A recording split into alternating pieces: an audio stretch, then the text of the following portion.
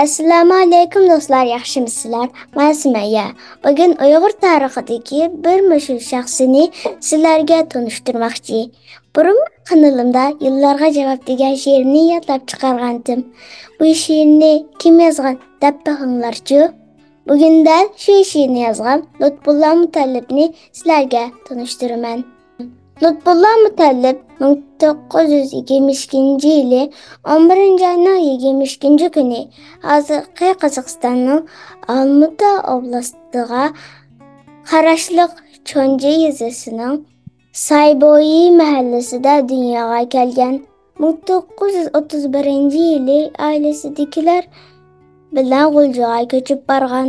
Lutfulloning dadasi Hizm qo'shimcha mahalla masjidining imomligi va dinni o'qish ishlari bilan shug'ullanganligi uchun kishilar tarafidan Hizmolla deb atalgan. Lutfulloning kichik vaqtidagi erkitilma ismi Lutun bo'lib, u o'zining dastlabki she'rlarida bu ismini taxallus o'rnida ishlatgan.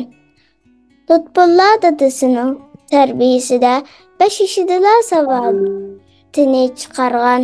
Boshlang'ich maktabni avval Chunjida, keyin G'uljaning Tatar maktabi, ya'ni hozirgi G'ulja shaharlik 6-boshlang'ich maktabda, o'rta maktabni Rus gimnaziyasida, ya'ni keyingi Ahmadjon Qosimiy nomidagi bilim yurti va hozirgi G'ulja shaharlik 8-o'rta maktabda o'qigan.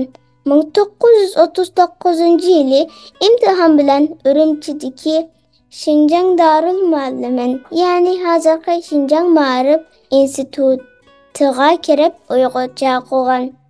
Lutfullo Mutallib 1941-yili Urumchidagi o'qishini tamomlagandan keyin Sovet ittifoqi ilm-fan xodimlarining Janubiy Xinjiangni jo'grafiyalik va ekologiyalik tekshirish o'mligiga rus tili tarjimonligiga tayinlangan. 1942-yili 2-oyda Xinjiang gazetiga xizmatga kirib muharrir bo'lgan. Keyin Jangu hokimiyati tarafidan ko'zga qadalgan deb 1943-yili 11-oyda Aqsuga yetkazilgan va Aqsu gazetida bosh muharrir bo'lib ishlagan. Aqsuda Bilal Aziziy, Muniriddin Xo'ja qatorliq ilg'or yoshlar bilan tanishib, Aqsuda oqartish ishlari bilan shug'ullangan. 1944-yili G'uljada Milliy ozodlik inqilobi partilgandan keyin Lutfullo Mutallib inqilob sadolariga izchil diqqat qilib turgan. 1945-yili 4-oyda Uchqunlar ittifoqi nomidagi mustamlikaga qarshi maxfiy tashkilot qurgan. 1945-yili 3 viloyat inqilobiy vaqtli hukumati rahbarligi Aqsudagi Lutfullo Mutallib hayotining xavf ichida qolganligini xabar topib, Abdug'ofur Nosirovlar qatorliq kishilarni Lutfullo Mutallibni G'uljaga olib chiqish uchun alayda Aqsuga avatgan. Abdug'ofur Nosirovlar Aqsuda berib Lutfullo Mutallib bilan ko'rishdi. Maqsadini uqtirgandan keyin Lutfullo Mutallib Abdug'ofur Nosirovlarning fikriga qo'shilib G'uljaga ketmoqchi bo'ldi. Biroq yo'lga chiqadigan chog'da otning o'zangasiga putini ilib bo'lgan Mutallib to'satdan o'zining ichini tangishib turib qoldi.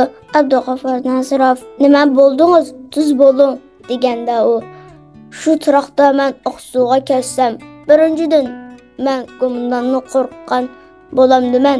Ikkinchidan safardoshlarimni tashlab ketsam qandoq bo'ldi? Yo'q, ketmayman. Safardoshlarimga nima bo'lsa, mana shu" deb G'uljaga ketishdan yoltayib qoldi. Abdug'ofur Nosirovlar nasihat qilib, "Mutallib, yaxshisi biz bilan birga G'uljaga keting. Bo'lmasa hayotingizga xavf yetadi. Bu rahbarlik bizga alohida topshirilgan vazifa. Vaqtli hukumat bilan bosh qo'mondonlik ishtabibat orada Janubiy Shinjongni ozod qilish uchun qo'shin avatidi. Siz shu chog'da milliy armiya qismlari bilan yana Oqsuga kelsangiz bo'ladi emasmi? Deganda Mutallib, yo'q, ketmayman. Sabodoshim bilan hayot mamotda billa bo'laman. Men Oqsuda milliy armiya zafar qo'chib kelishini kutaman, deb Oqsuda qoldim. Abdug'ofur Nasirov amalsiz o'zlari G'uljaga qaytib ketdi. 1945-yili milliy armiya sayramidan o'tib bayga tushib Oqsuga yurish qilgan qo'mondon hokimiyati Jongo saqchi amaldorlari Lutfulla Mutallib, Bilal Azizi, Muniriddin Xo'ja qatorliq o'g'illarni qo'lga olib turmaga qamagan. 1945-yili milliy armiya Onsuga tushganda Jongo hokimiyati to'ximi g'ojirlashgan va 9-oyning 18-kuni Lutfulla qatorliqlarni turmada vahshiylarcha qatl qilgan. Keyin kishilar Lutfulla qatorliqlarni ni avaz karizga tashlayotgan yerdan tepib chiqib va yuyib tarab Oqsu shahridagi masjidi orqasidagi hozirgi Shinjang bozorining o'ttiridagi ommaviy qabristonlikqa dafn qilgan. Lutfulla Mutallib Uyg'ur yaqinqi zamon she'riyatida hammadan tanilgan shoirlardan biri. Lutfulla 14 yoshida boshlab nadir she'rlarni yozishga kirishgan bo'lib, o'zining qisqagina 23 yillik hayotida yillarga javob, xiyolchan tilak, bu meni yoshquncha gulib ichilatdi qatorliq o'lmas she'rlarni parcha sumraylari halsiraydi. Ajal Huduq qo'shida nomli mashhur felyetonlarni va yaqinqi Uyg'ur tarixidagi tunji Uyg'urcha roman davomlashganda yozgan. Bu asar yo'qolib ketgan. Şair əsərlərinin tili güzel, düşünüşlük, obrazlıq olan zırt, vətənpərvərlik, xalqpərvərlik, məzmundarlığı bilen yarım əsrdən artıq vaxtını verin Uyğur xalqının qızğın söyüb oquşuğa və ülke qilishig'a müyəssər bolmaqda. Şiiriyatdan başqa Lutfulla təşkilatçı, drama artistligi, tercümanlık ve tahrirliki qilgan. Mustamlikaga qarshi Uyg'ur milliy azadlık yurişi tarixida Oqsuda qurilgan tashkilotlardan 1945-yili qurilgan maxfiy tashkilot Uchqunlar ittifoqining qurg'uvchisi. 1945-yili qo'mondon başçılıqdaki Jongo hükümeti tarafından öldürülgen. Lutfulla Mutallib Uyghur yangi edebiyatı üçün ölçmez töhbelerini qo'shgan ve hozirgi zaman edebiyatıga zor ta'sirlarni ko'rsatgan shoir adib bo'libla qolmasdan, balki millatning ozodligi, tinchligi ve taraqqiyoti uchun kurash qilish yo'lida qurbon bo'lgan kurashchan azmat.